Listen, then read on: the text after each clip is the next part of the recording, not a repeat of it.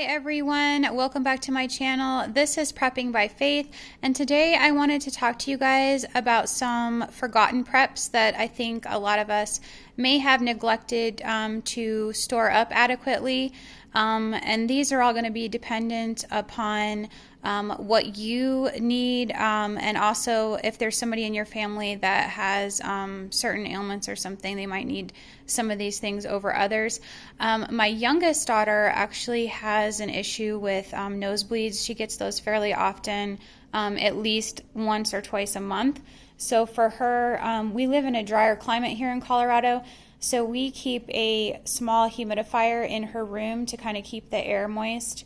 And something like that would be good to put up for an SHTF, especially if you live in a drier climate. This doesn't take a lot of watt hours. They're usually somewhere between 30 and 50 an hour, so you could definitely run that off of a smaller generator for at least for overnight to keep them comfortable while they're sleeping.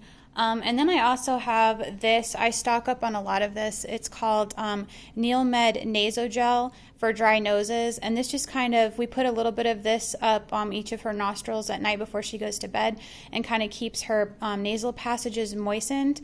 So that way it limits those bloody noses, because I think a lot of her problem is just, dry, irritated nasal passages. So this might be something that you want to consider stocking up on, especially if you live in a dry climate like we do. And then something else I wanted to mention was some sunscreen and aloe vera. Now I know with aloe vera there's like different kinds that you can get. This one I have here is an after sun lotion. They also have gel, and if you're really good at growing plants, you could, have an aloe vera plant in your home that you keep on hand. I just think this is something that we need to keep in our preps, and we may not think about. We definitely want to be able to keep our skin protected, especially if we're going to be outside gardening and things. We're going to be outdoors more, maybe in an SHTF than we are currently.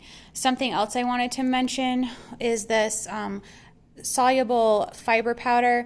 This is just Walmart's generic brand. It's kind of like Benefiber, and I keep a lot of this on hand, especially for my kids, because they tend to get constipated, and when you're in an SHTF, you're not going to want to be dealing with things like that, especially if you don't have access to as many fresh vegetables and fruits as we're used to. We're going to need something like that to keep our bowels going, for lack of a better term.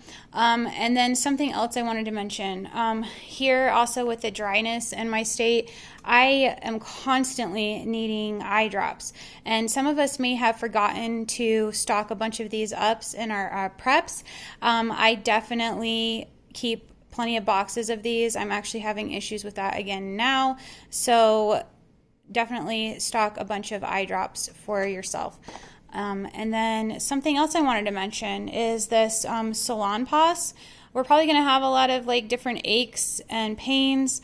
In place of something like this, you could also have some bottles of Icy Hot, which I do have some jars of that as well.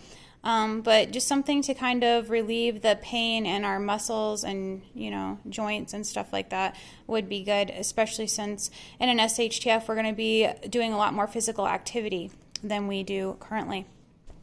And then I wanted to bring up essential oils. Now, we know that these can be used to heal, different ailments, flu. It can also be used to relieve different skin irritations. It can treat a wide array of things. And if you're not familiar with essential oils, the place you might want to start is getting a really good book.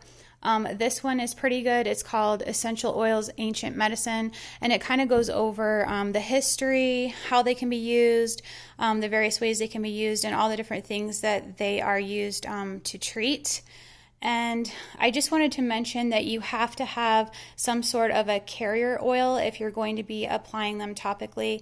What I have here is USDA organic castor oil. You can also use coconut oil. And you can place these, in diffusers, that sort of thing. But if you are going to use them and you guys have pets, you want to do some research on which ones are unsafe around cats and dogs. I know for my dog, I have to be very careful. I'm going to use eucalyptus or lavender or tea tree or anything like that. I have to make sure she's not in that space where I'm going to be using that.